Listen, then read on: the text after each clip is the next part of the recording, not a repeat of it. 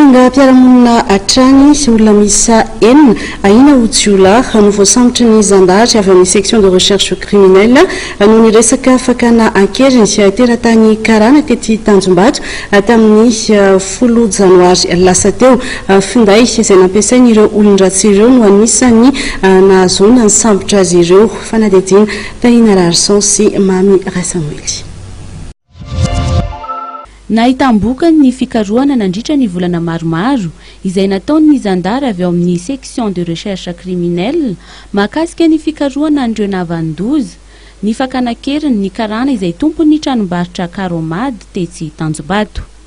Fantatra mantsy fa dia olona misa enina no voasambotra tamin'izao raharaha izao tamin'ny faraparan'ny herinandro lasa teo iny. Olona akaiky anjafara izay teratany karana izay manana ny maizy azy amin'ny resaka fakanakeriny no voatonona ho atido amin'izao raharaha izao. Amin'ireto olona voasambotra ireto ihany koa dia misy olona fianakaviany raha ny fanazavana. Zavokatra zao moa azy dia moa ny famezan-tany avy amin'ireo tsara sitrapo tamin'ny famezam-baovao sy ny fiara-miasa tamin'ireo orinasa mpisetra amin'ny fifandraisana.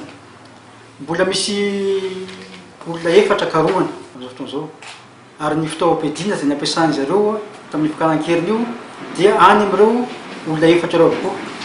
Ilaza moa fa nisy kalaknikova anankiray sy poleta pasipoleta anankiroa no nampiasainy zareo tamin'izany. Ka tsy janona ny ezaka ataonay raha tsy voasambotra daholo ireo olona efatra ireo ary azo ireo fitaovam-piadiana ireo. Anisan'ny vokatra ny asehonay anareo teo koa dia misy olona voasambotra tamin'ny raharaha famakina conteneur sy fangalarana entana namondra ny orinasa amin'ny fetra fakaba anankiray Tanjombato ny Mazava Sport Vir.